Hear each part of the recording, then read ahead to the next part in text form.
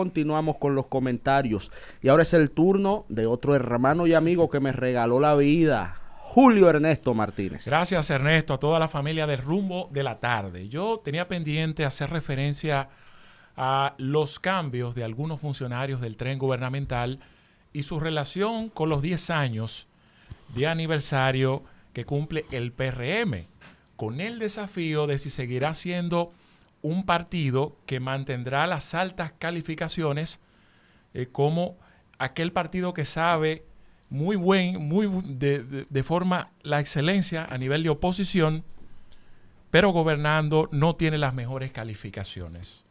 Y quiero partir sobre la necesidad que todos comprendemos de lo que es el cambio y su importancia, pero siempre tomando en cuenta que el ser humano es hijo de la costumbre.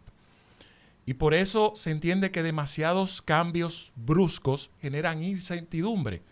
Y por eso la mayoría de los presidentes que hemos tenido desde el poder hacen algunos cambios, pero no tan radicales, ¿verdad? Tomando en cuenta de que ellos tienen que tratar de diferenciarse unos con otros, pero nunca tratar de generar cierta incertidumbre con tantas cosas de manera radical. Y en función de los cambios que hemos visto, pienso que algunos han resultado interesantes y sobre todo porque renuevan los niveles de esperanzas de algunas personas. Y en primer lugar, una de las características que han tenido estas decisiones recientes es que tiene que ver con que salimos de algunas figuras. Decíamos ayer que yo me encontraba en el momento de los cambios en un centro nocturno y cuando se supo que quitaron a Bartolomé Pujals y al ministro Miyagi, se dispararon las ventas de alcohol. Ahí se vendieron cerveza por doquier, es decir, la gente alegre y celebrando ese tipo de decisión. Por otra parte también, para muchos se hizo justicia. Caramba, nos preguntábamos qué le hizo Eddie Olivares a este gobierno, que lo tenían fuera del banco, un hombre que se fajó, una de las principales, de los principales activos del PRM, un hombre que puede hacer un legado, que le pueden dar la oportunidad dentro del tren gubernamental, y la merecía. Al igual también, caramba, ¿y cuál fue el pecado que cometió un Andrés Lugo? Que nadie lo había tomado en cuenta. ¿Qué estaba pasando con un Robert Polanco? Entre otros cambios que uno también se alegra de que se le den las oportunidades. Y finalmente se cambió, es decir, se trabajó una distorsión de que habían personas que o eran muy buenas o que al PRM le hacía falta personas que puedan hacer una buena gestión. Porque había muchísimos en el banco, mientras otros tenían multiplicidades de funciones. Entonces eso lo único que estaba haciendo era que estaba generando ciertas distorsiones. Pero observando todo esto, que coincide con los 10 años de cumplimiento del PRM, he notado que tienen ciertas vinculaciones. Y quienes me conocen saben que a lo mejor lo que no tengo como hablador por mi naturaleza reservada, le doy gracias a la vida que me lo haya dado o me lo haya compensado con ser más observador. Y me he dedicado a escuchar sobre todo ese discurso del presidente Luis Abinader, conjuntamente con la de otros funcionarios, incluyendo un artículo del querido amigo Yayo Lobatón, titulado Los 10 años del PRM.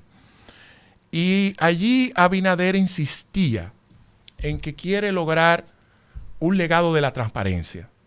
Si sabemos que algo le llevó al PRM al éxito, fue precisamente esa lucha anticorrupción, que no lo hizo frontal, sino que se puso de espalda a esos poderes fácticos, a esa sociedad civil, a esos marchaverdosos, le dio músculo detrás y al final logró una bestialidad que fue tumbar a un Goliat como el Partido de la Liberación Dominicana a través de un discurso antiético. Pero entonces hoy el PRM quiere cerrar con ese discurso de la transparencia. Antes de eso quiero resaltar que tengo por lo menos con dos posiciones. Hay una que lo veo con más optimismo y otra con mayor preocupación. Luis Miguel de Camps. ustedes saben que ha sido un funcionario que por lo menos podemos ponerle 2 strikes en su cuenta. Trató de hacer un buen trabajo en el Ministerio en la cartera que dirigió en Trabajo. Pero el hombre arrancó tratando de dar un palo político con el tema de las trabajadoras y no le fue muy bien. Luego entonces se quiso reivindicar con el tema de un código de trabajo que los mismos actores se quejaron que ni siquiera fueron consultados y que trataron de imponerle un código sin ni siquiera saber cuáles son las personas que están vinculadas a la hora de poder consensuar y llegar a un tipo de acuerdos. Sin embargo, no conozco de nadie que me hable mal o me critique la gestión de Luis Miguel Decán bajo el Ministerio de Trabajo. Y por tanto, lo veo con cierto optimismo, aunque naturalmente él debe saber que lo que se ha llevado a los últimos ministros de Educación tiene mucho que ver con el tema de consenso, con la lucha de intereses que se manejan allí. Y algunos se han creído la Coca-Cola, se han creído lo último, y subestiman a veces ahí los poderes que se mueven. Y no quieren a veces ni escuchar. Aunque mucha gente odie al tema de los profesores, estamos hablando del sindicato más poderoso que tiene este país. Y de cualquier forma, usted está obligado a consensuar. Cuando ellos le dicen, Luis Miguel, tú no estás vinculado al sector, ellos lo hacen por algo. No es a lo loco. Te están diciendo, mira, ponte en línea con nosotros, vamos a consensuar, no te la creas, vamos a hablar para que tú puedas entonces poder hacer tu trabajo durante esta gestión. Pero por tanto, en función de sus capacidades, yo veo su gestión con optimismo. Creo que puede hacer una buena gestión.